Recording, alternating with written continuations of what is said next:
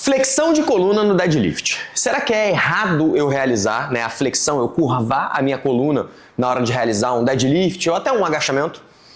Tradicionalmente, muitos profissionais, muitos treinadores incentivam a ideia de você manter a postura, de você manter a coluna reta na hora de realizar esses movimentos, com o objetivo de reduzir o risco de lesão e aumentar o desempenho, melhorar o desempenho. Mas será que realmente eu tenho risco aumentado se eu curvar a coluna? E será que realmente é mais eficiente eu realizar o movimento com a coluna reta?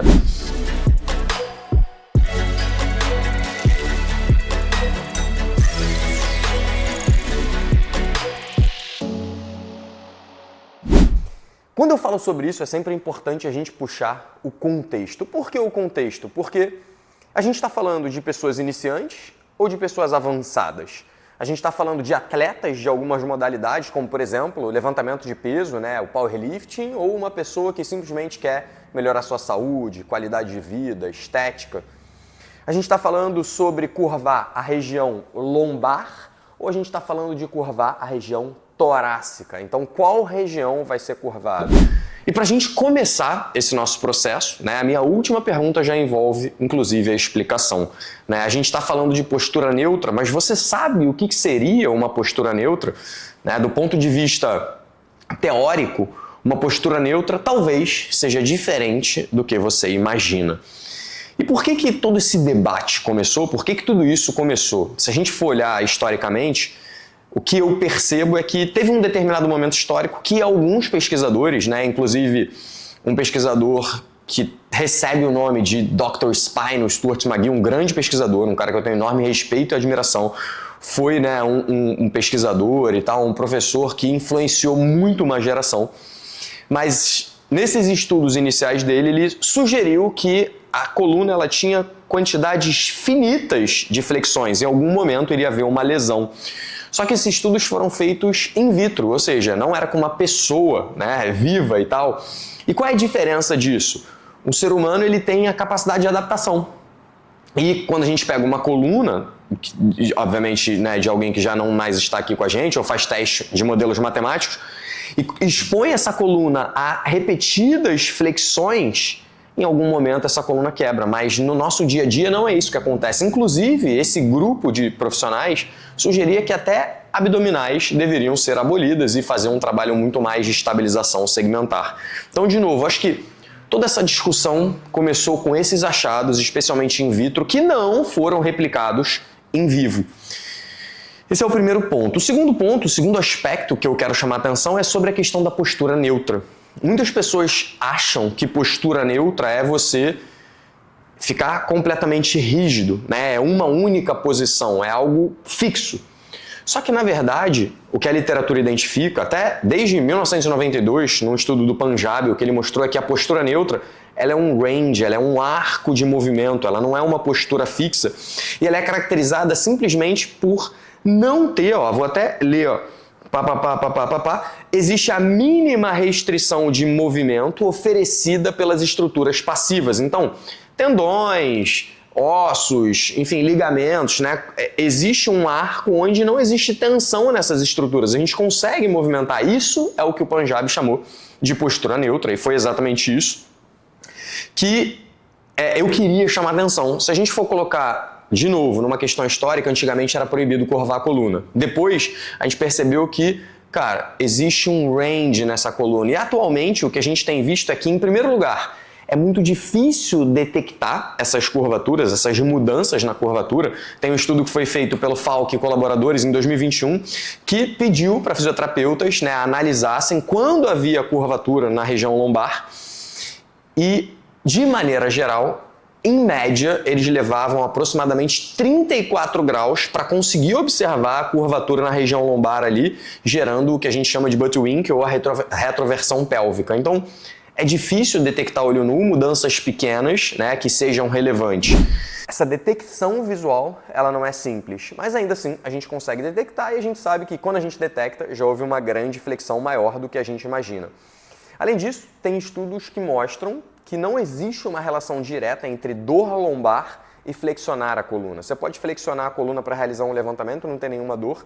Você pode não flexionar a coluna e ter dor. Então não existe uma relação direta e a gente não pode criar essa relação. Esse foi um estudo publicado na JOSPT em 2020 pelo Saraceni e colaboradores, em que fica claro isso, mas esse estudo tem um porém. Ele não foi feito para o deadlift, ele foi feito para levantamentos em geral, pensando principalmente em trabalhadores que têm que levantar peso e tal. Por exemplo, lá nos Estados Unidos isso é muito comum, tem até uma lei muito forte sobre os caras que carregam mala em aeroporto, né? Então, pensando em carregadores de peso em si, não em levantadores de peso, o que esse estudo mostrou é que, cara, a forma como você carrega o peso, tira o peso do chão, levanta esse peso, não influenciou e não estava associado a maior risco de dor na lombar.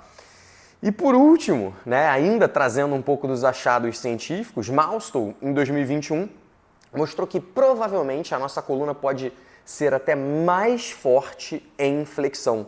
E até existe um motivo para isso, porque pensa comigo, se com a minha coluna reta, né, o braço de resistência é a coluna inteira, digamos que seja, né, aqui na minha mão, 20 centímetros, beleza?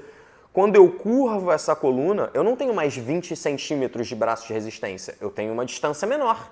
Então o meu braço de resistência fica menor, ou seja, eu consigo com a mesma força, levantar mais peso porque eu tenho um braço de resistência menor. Então a nossa eficiência aumenta. Então percebe que preciso entender qual é o contexto. Beleza, dito isso, agora vamos tentar ir para a prática. Vamos olhar para a prática como utilizar todos esses achados.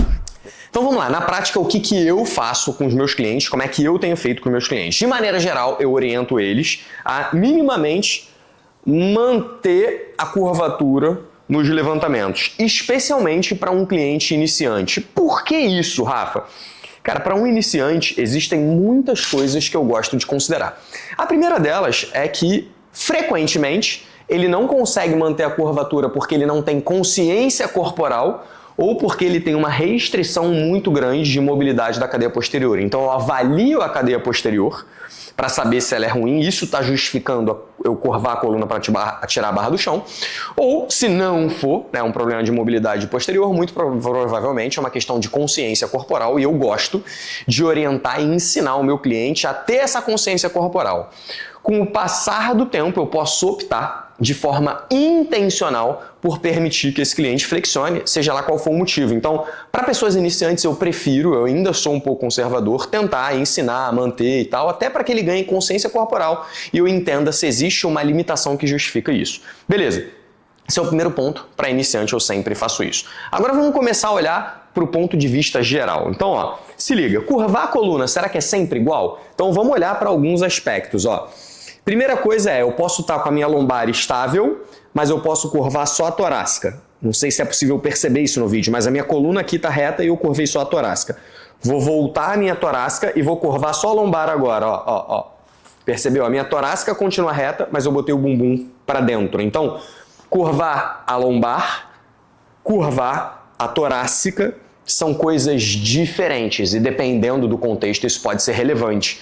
Por exemplo, para um atleta de levantamento de peso, repara o que acontece se eu não precisar, não vou mexer minha perna agora, ó, tô com a coluna curvada na parte de cima, mas estável na parte de baixo, eu não tô botando o bumbum para dentro, tô com ela estável, mas a minha parte de cima tá esticada e tá gerando uma leve curvatura. O que isso significa? Que eu percorro uma distância menor com a barra. Por quê? Olha o que acontece com o meu tronco se eu ajeitar a minha postura. Eu preciso descer mais o meu tronco. E ao descer mais o meu tronco, eu tenho que deslocar mais ainda o peso. Isso significa que eu tenho que deslocar o peso por uma distância maior. Então, até do ponto de vista de eficiência, eu curvar a coluna pode ter algo positivo. E, de novo, dentro do mundo do powerlifting, né, do levantamento de peso, tem várias outras coisas a considerar. Para o powerlifting, o objetivo é subir o peso. Então, quanto mais eficiente eu for, melhor.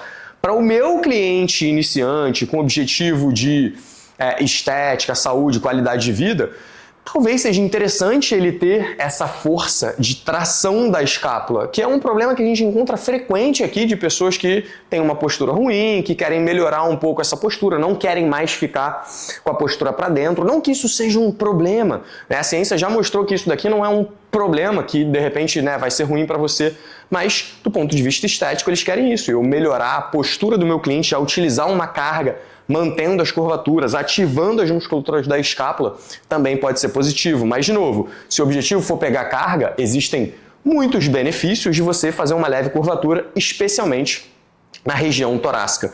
Então isso é algo que eu gosto de lembrar. Beleza, meu cliente evoluiu, já entendeu, ele já está progredindo, né, nessa situação de peso e tal. Eu posso optar em fazer com ele, por exemplo, um stiff, onde o joelho fica quase todo esticado e aí eu tenho uma limitação bem maior. Eu, por exemplo, no stiff não consigo passar daqui, a não ser que eu flexione a minha coluna. Então, à medida que meu cliente treina, muitas vezes eu permito essa flexão até para gerar uma maior demanda para o posterior, alongando cada vez mais ele aqui no finalzinho. Então, repara que tudo depende do contexto. Quem é o meu aluno? Qual é o objetivo do levantamento? É carregar peso? É aproveitar esse levantamento para uma questão postural, é aproveitar esse levantamento para ganhar força em determinadas estruturas.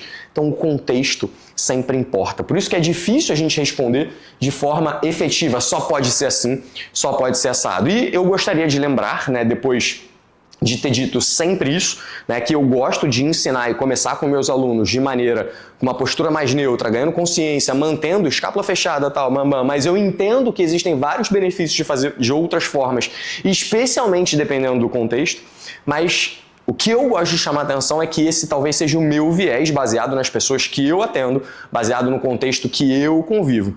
Então, repara que, de repente, para um treinador de levantadores de peso no contexto dele, talvez tudo isso que a gente está discutindo aqui não faça nem sentido. Ele vai falar, Rafa, é óbvio que pode curvar, isso é o de menos. Para um powerlifter, eu curvar um pouquinho a região torácica, ativar o meu dorsal é bom, é positivo, eu engajo toda a musculatura posterior, eu não preciso ter toda essa preocupação. E eu concordo, nesse contexto eu concordo 100%, mas dependendo do contexto que você esteja, talvez a sua resposta seja diferente. Então, essa é a minha visão e eu gostaria muito de ouvir vocês. Se você, quiser comentar, tiver uma visão diferente sobre isso, especialmente se você tiver, evidências que sugiram, que a gente possa ter uma troca diferente aqui, vai ser muito legal ouvir vocês. Então deixe seus comentários aqui embaixo. E de novo, vou deixar também alguns estudos aqui para vocês, porque vai ser legal a gente poder discutir. Esse é um tema que me interessa bastante, porque meu objetivo é conseguir gerar o máximo de resultado no meu cliente com o mínimo de risco. Então eu sempre vou tentar fazer com que ele tenha resultado sem ter risco. Eu nunca vou expor o meu cliente ao risco porque não é um atleta, são as pessoas normais que querem mudar a composição corporal. Muitas vezes eles já chegam aqui cheios de dores e eu tenho que ter vários cuidados. Então essa tem sido a nossa conduta. Para iniciantes, mantenha a postura, ensino consciência e depois eu posso ir optando por fazer pequenas curvaturas, especialmente da região torácica.